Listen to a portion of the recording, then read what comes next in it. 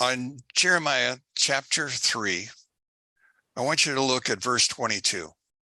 3:22 says, "But I say to them, return, O wayward." Shovavim. The word shovavim means wayward.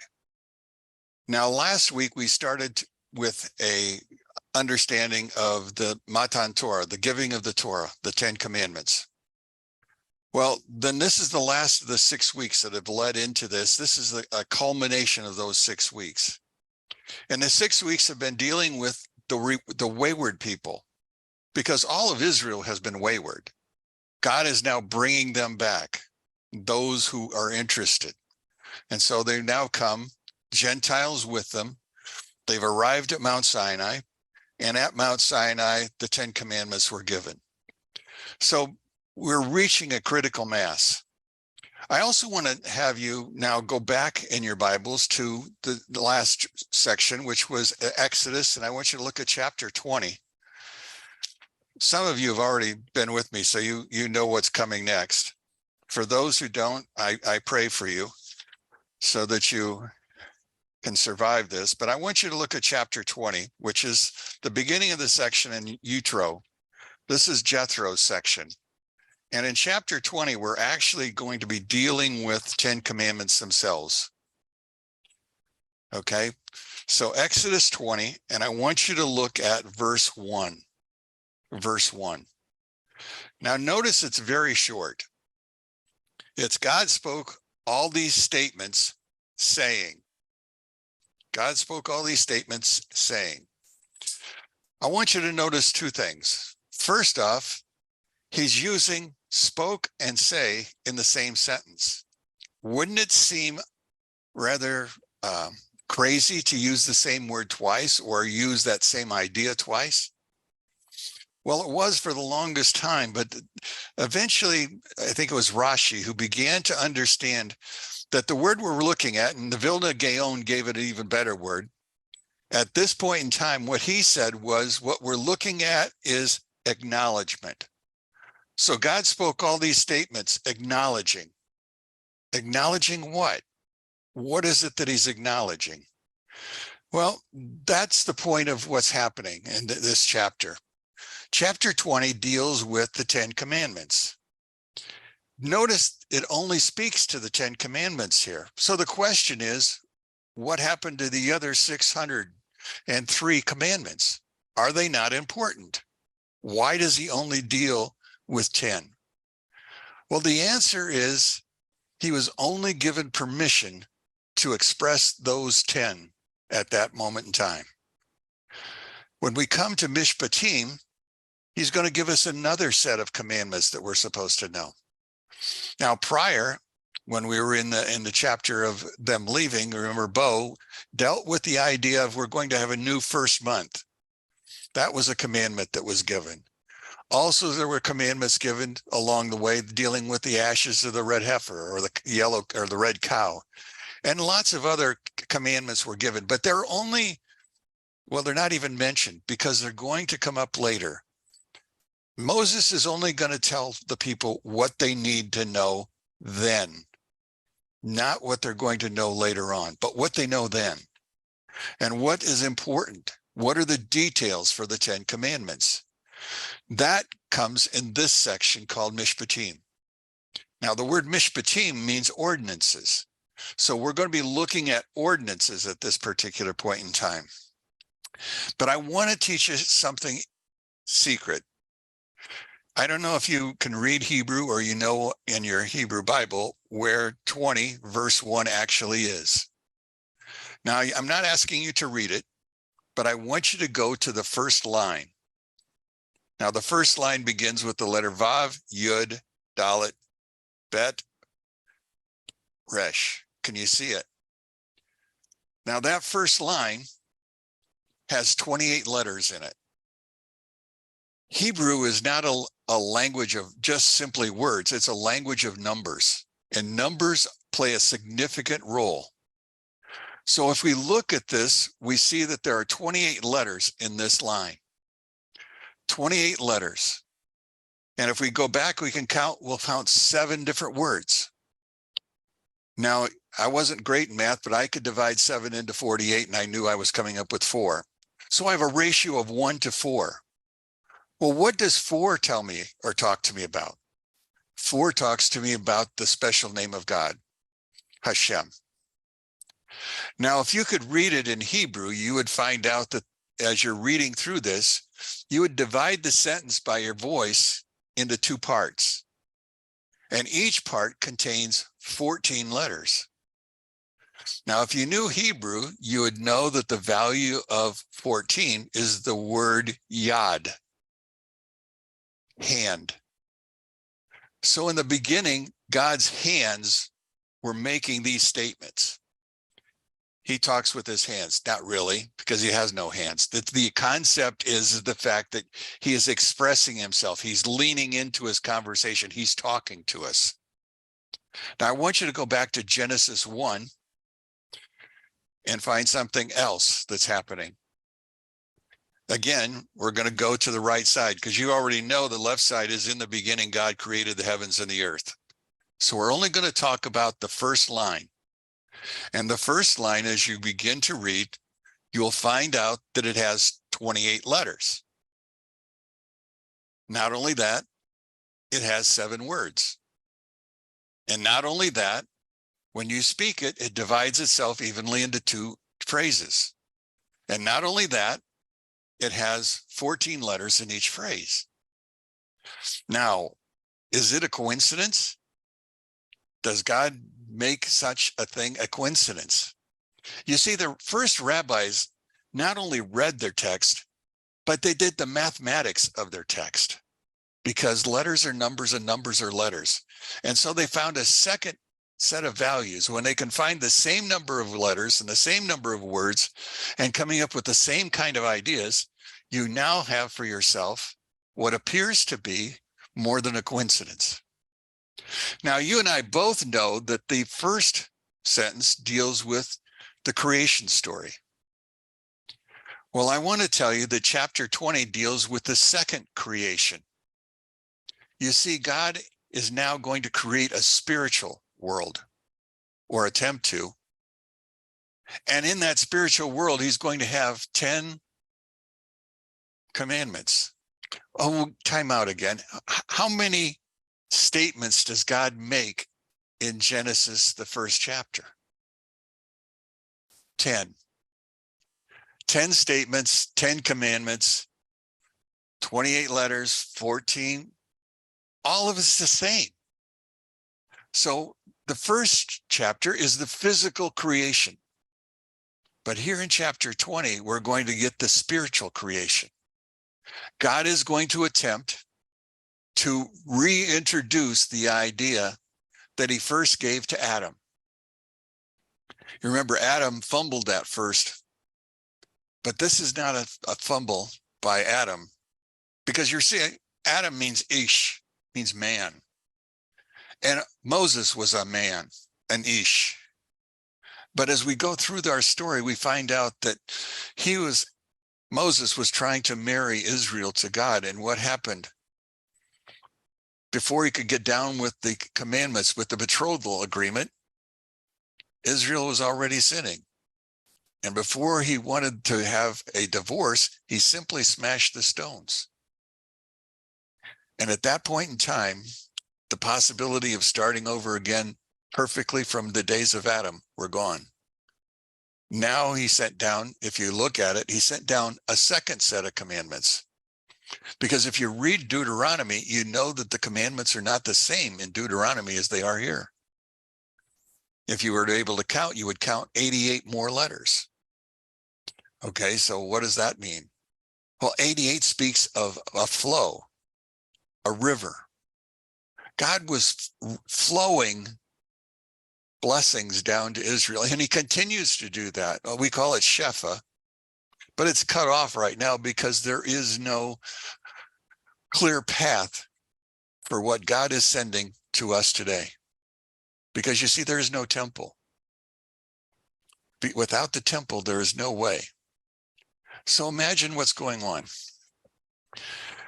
We also read that first chapter, and it's Elohim. the God of nature, the God of judgment. But again, we have within it a secret. You see, the word Elohim, God of judgment, is written 26 times. 26 is also the number that's used to describe the Tetragrammaton, Hashem, the Yud-Keh Vav-Keh, the special name. God hid himself in this first chapter. He hid his mercy behind things, light and dark, water, clouds, air, anything he could put in his way. Finally, he created man. But man couldn't see him, could only know he was there. Remember, Adam didn't know he was there until he heard the footsteps and he heard the voice. But he had been there all the time. So God is a God of mercy, but he's also a hidden God. So when we look at our two stories, we're looking at creation in a physical sense, and we're now looking at creation in a spiritual sense. God is starting over. Now, all of us who are Gentiles have been given the 7 laws of Noah to follow. I want to tell you there are really more than 7 laws, because the 7 laws break down just like everything else. What constitutes murder? What constitutes theft? As you look at it, you're going to find out there are many ways that people steal. There are many ways that people can kill, and they're not all physical. There's the accidents. All of those are dealt with in the 7 laws. But you see, we don't see the corollaries, but we'll find them here in today's lesson. They're all there. So as we begin to look at what's going on, we're going to look at something that is rather, well, I think it's fascinating, to be very honest with you. And as I go through, I want to share a PowerPoint with you, if I hope I can get it to the screen. That's not it. It's not there. How do I find it? Okay, let me see if I can get it this way.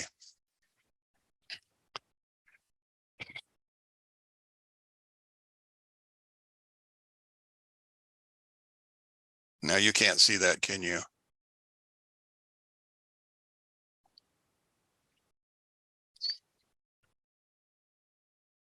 Well, last time it worked out. How did I get it last time? Well, can you see your selection of screens there to select from? You got to pick the one your slides are in. But it's not coming through to you. And this is sad that I'm going through this process again, because I did it so well the last time. I thought, well, there's no way that I'm going to have a problem, but there is. Am I going to have your wife teach from here on out? You could, except she's probably going to be scared, afraid to do so. At least she'd know how to work the technology, wouldn't she? I thought she was much. No, because she's as old as I. Oh, you better start teaching. I'm gonna, yeah. As soon as I started that sentence, I could see Mike's face, and I knew I was in trouble. No, so don't do it. So, okay. Now what do you see? Ah, there we go. Beautiful. Okay. So what we're going to look at then is the slides. And so in the slides, I'm going to show the show. And so we're going to look from the beginning. Okay. So I'm sharing my screen with you. And somehow it went way ahead of me. Oh, there you go. All right. Mishpatim. Again, Mishpatim is about 100 plus laws that are written for us or given to us so that we can understand what's going on. And by that, I mean that these laws are basic laws. It's not the laws dealing with the Sabbath. It's not the laws dealing with kosher foods. It's not those laws that, well, if the rabbis would have written it, this would have been a whole spiritual section instead of a practical down-to-earth section of laws. But God wanted to give us the practicality first, and then he will grow into the more difficult, but he always does it in relationship to what the Torah text is dealing with. We haven't got any of the laws dealing with the tabernacle. We won't get until later will we get the laws on kosher. And the law of Shabbat technically came to us but the details are still hidden. So as we go through this, we're going to find that there's something special here. Now, one of the things that's about these laws, there was somebody who wrote laws before, way ahead of us. He wrote his laws, 282 of them. There were laws and their regulations, and they're called the Hammurabi Code. Now you can see in the picture, the stela. The stela that you're looking at is 7 foot, 2 inches tall. It's in the Museum du Louvre. On the right-hand side, what you're looking at is the petroglyphs. This is the writing, the Akkadian language that would be understood. There are 44 columns involved in this whole thing, and they basically go through an understanding of what is what as far as the 288. Now, as you look at it again, one of the things that's going to happen, this is what we're looking at. To enforce his rules, Hammurabi collected all the laws of Babylon in a code that would apply everywhere in the land. So the laws were not just specifically to that city. They were not just specifically to farmers. They were not specifically to priests. They were the general laws that covered everything. They would be equivalent to what we today call our Constitution. That's where these laws are, and the Bill of Rights that's added to it. Now, the word Hammurabi up there is a very fascinating word, because you see Hammurabi, well, it was the king, we think, during the days of Abraham. Now, in the days of Abraham, Hammurabi wasn't called Hammurabi. We know him better by what name? Nimrod. Hammurabi and Nimrod are probably the same person. They lived at the very same period in time in which Abraham lived. Abraham lived in the Ur of Chaldees, which is part of the Mesopotamian area. Hammurabi ruled all of that area. Now, we know that Nimrod and Abraham had a disagreement about statues and gods, which was later resolved because Abraham was thrown into the fiery furnace, which is part of the Hammurabic Code, which is a rather fascinating thing. Now, in the beginning, Hammurabi only had one city that belonged to him. That city was Babylon. Not only that, he warred with neighboring nations. And as he warred with neighboring nations, he expanded his empire until he included all of the Mesopotamian Valley. By the word Mesopotamia means between the rivers, between the Euphrates and the Tigris. He owned all that land, which constituted what? How many different countries? Iran or Iraq, Syria, parts of Lebanon, all of that area, Turkey included. Now, this code of 282 laws were just placed on a pillar. The pillar that you're looking at was uncovered in 1901. Now, if you notice on the top of the pillar, you'll find two characters. The first one on the left, that is Hammurabi. The person on the right is Shamash, the sun god.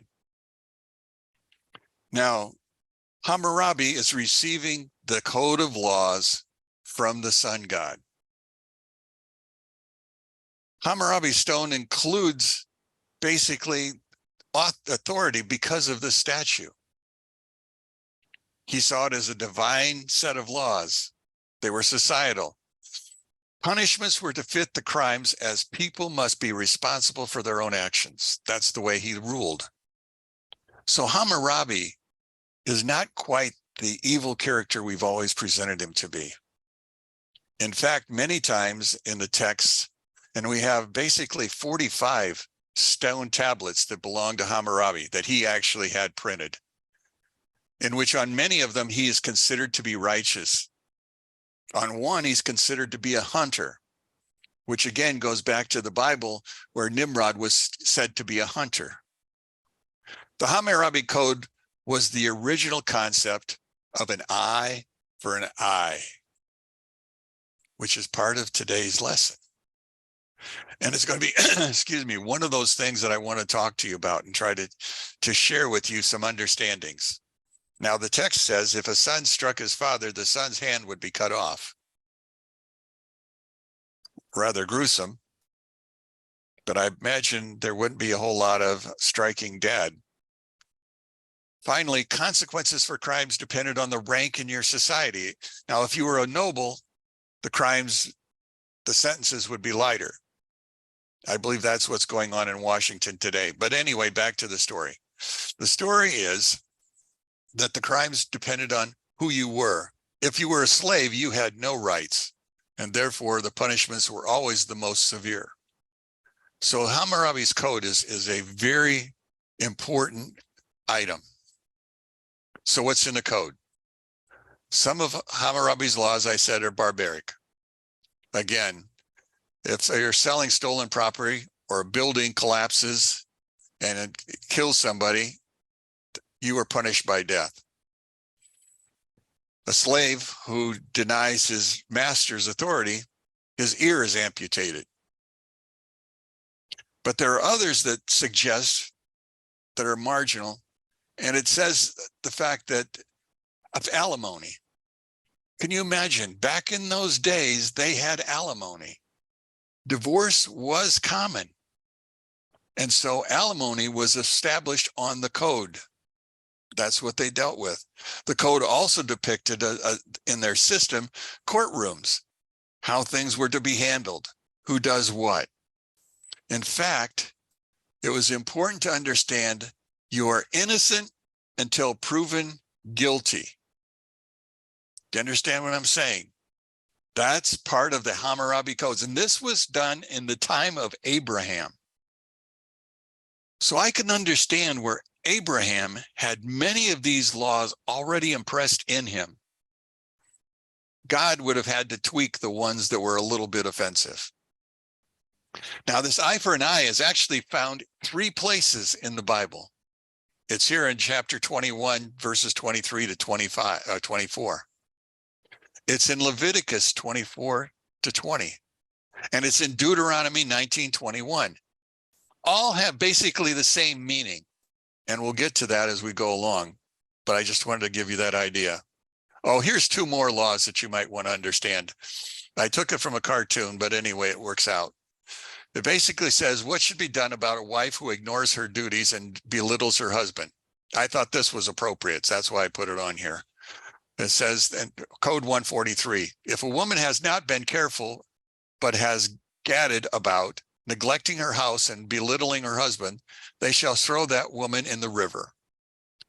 I thought that was appropriate, except there's no river around here. So I guess I have to work beside myself. Another one, what should be done if an adopted parent, or if a parent wants to take back the child that was given away in adoption? We thank Shamash and we make sure that the kid doesn't look like his real father. That was what they were saying. But the understanding is that this is going to be very difficult. This is the screen I really wanted to show you. So I want you to really think about eye for an eye. Now, if you can read Hebrew, you're really thinking of 3 words: ein, takat, ein. Eye for an eye. Ein is the word for eye. Takat is the word for. Eye for eye is the way it would read. Now, what I'm about to talk to you about is what we call a notricone. A notricone is a way of revisiting a word and finding what's called a permutation, another word that fits with what's going on. So in this particular case, now remember, this is talking about the Bible. This is dealing with the understanding of what an eye for an eye truly means. Oh, by the way, Hammurabi's code, Hammurabi himself is on the wall of the Supreme Court. He is one of the legal judges that have been placed on that, on the wall, south wall, as you enter into the building. That's trivia. Back to the story. The word for eye in Hebrew is ein. And ein is spelled, and I don't know if you can see it, with the letter ein, a yud, and a nun. Now, the Vilna Gaon noticed that these letters following, or if the letters were written on one above the other, what you would get would be something special. So let's go through. If we're looking at the letter ein right here, the 16th letter of the alphabet, and you look one in front, you find the letter Samek. Samek. Now, when you go to the word Yud, or the letter Yud, that's the 10th letter. The letter in front of it is Tet. Now, if you go to the letter Kaf, Kaf is the 11th letter. And as the 11th letter, what you actually have then is the idea of a Yud. Now you have three new letters. You have a Kaf, you have a Fe or Pe, and you have a Samek. That's a word in Hebrew. And the word is silver. The word is silver. So an eye for eye in our Bible is talking about monetary damages. It's not about taking somebody else's eye out. That's a Muslim version of it. The Bible is telling us that a person who loses their sight deserves monetary payment. Now, how does that look? Well, how should it look? If we begin to think about this in a logical way, one of the things that you should begin to understand is that a jeweler needs his eyes worse than a farmer. Not that a farmer doesn't need his sight, but if he has only one eye, he can still plow, he can still harvest, he can still do a lot of things. If a jeweler loses an eye, imagine how easy it is not to cut a diamond correctly. Imagine how easy it is to find yourself out of sorts, unable to do your job. So if a diamond cutter loses his sight, he should be paid more than a farmer. But how much more? Well, it should be based upon, and it is according to the system according to the Tanakh, or not the Tanakh, but to the Talmud, it's based on the fact of how many years, how much experience are we paying for, how long will his career last? Figuring those three together, one should come up with a dollar amount. And the same thing holds true with a farmer. So the younger the farmer, the more he should be paid. The older the farmer, he's reaching the point where he's no longer in the business, he should be paid less. It's a system that's been established way back in Bible times. It's part of their oral understanding of the eye for an eye. Hopefully you get an understanding of what we're talking about. I want to talk to you now about something special. Now, I told you about Shovavim. Shovavim were the first 6 chapters. Shovavim also begins what is a 4-week period leading up to Purim. We're now beginning the process of preparing for Purim. Purim is a day, but what we're talking about is a practice that one goes through. It's the reading of the Torah portions plus Haftorahs. Now, the Haftorahs that you're going to get are going to deal with what's called Parsha Shekalim. Shekalim is about the shekel. So in this chapter that we're in, they talk about the half shekel. The half shekel then becomes the subject that's going to be covered each and every week in preparation. Why are you going to cover a half shekel? I mean, at this particular point in time, the half shekel, there is no need for a half shekel because there's no tabernacle, there's no temple, there's no reason for them to dealing with sacrifices. So therefore, your half shekel is not going towards purchases of a building or purchases of animals, livestock, to sacrifice at that building. But it's important because it commemorates something. And what it commemorates is the most important thing of all. You see, when the people arrived at Mount Sinai, they were one. The singular is used as Moses talks with the people before he goes up the mountain. The people were one at that point in time. Now, the half shekel that's going to be used is a way of counting individuals, those males of age. Those were the ones who paid into it. So the half shekel was given by all the men for the purpose of livestock. Now, Rashi would tell you that this is given in the desert, but it was given for a future, because you see this half shekel is going to speak of Haman and what's going to happen then. Because you know, Purim is about the idea that Israel is about to be annihilated by Haman, who is an Amalekite, one who dislikes totally. Now, every action that a Jew does today should come from the Torah, and there's a symbolic understanding that's far deeper, and it's especially true with respect to Purim.